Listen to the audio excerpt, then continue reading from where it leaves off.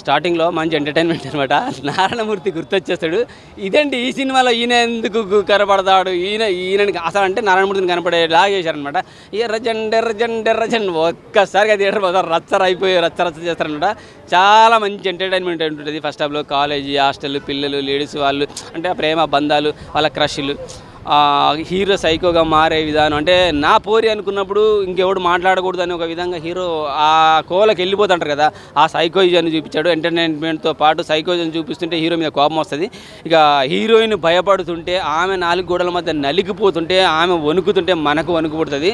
ఇంకా ఎండింగ్కి వచ్చే కొద్దీ అనమాట, ఆమె భూమాదేవి భూమాతలాగా ఎంత అయితే సహనం ఉంటుందో, ఇక క్లైమాక్స్కి వెళ్తున్న కొద్దీ దుర్గామాతలాగా మారిపోతుంది అనమాట. అంటే తన భయాన్ని ఒక శక్తిలాగా మార్చేసుకుంటుంది.